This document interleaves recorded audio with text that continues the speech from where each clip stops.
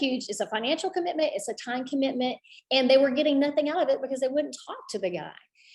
But I knew how important it was, because even though they weren't getting anything out of it then, I knew when they were 20 years old, 30 years old, married with their own families, and they might be willing to dig deep to the pain that they'd experienced when they were 10, 13, and 15.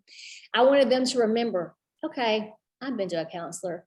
It's okay. It's not weird. I can do that. So that was the purpose in it.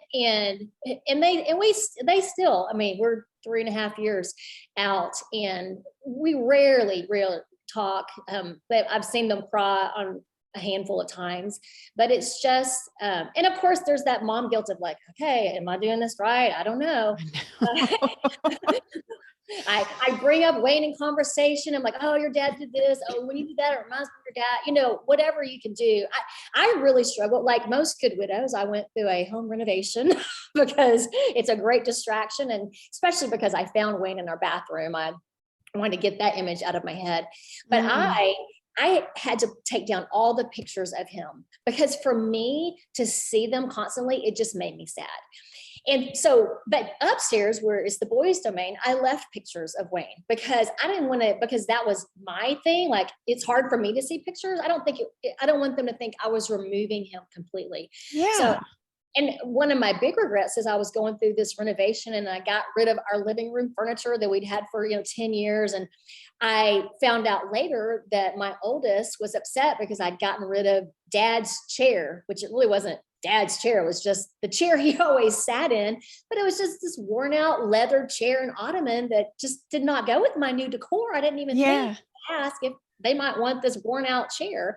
But it's just those little things where I'm like, I should have taken into account things that were of value to them, even if it wasn't of value to me. So there are always things that we're going to think back on and be like, yeah, okay, I didn't do that right, but I didn't know. I mean, you didn't know what you didn't know. No. And you go with your gut and your intuition and how you're feeling. I was the same way with pictures. It was very hard for me to look at pictures. And then there's that balance of trying to figure out what to do with the kids. Do you leave them up? I did the same thing. I did the exact same thing. I'm not a freak. I'm like, no, I couldn't look at them. I had to, avoid that from myself just to get by. But at the same time, I did things for Claire and I had them up in her room and all. It's just, you're trying to figure it out, right? You have no idea. You're just trying to do what makes you feel comfortable and make the good mom decisions too. If there was a rule book, it wouldn't work for everybody. No. Everybody's different. And that's where you just have to take it each day and you make adjustments, and then you admit when you mess up, and you just move forward. And that's the thing. Like, I always try to think, like, if the roles were reversed and I had died and Wayne was here trying to raise 3 boys, I mean, it would be a frat house. I guarantee you. They would never eat healthy food or stay up till midnight and never clean. I mean, actually,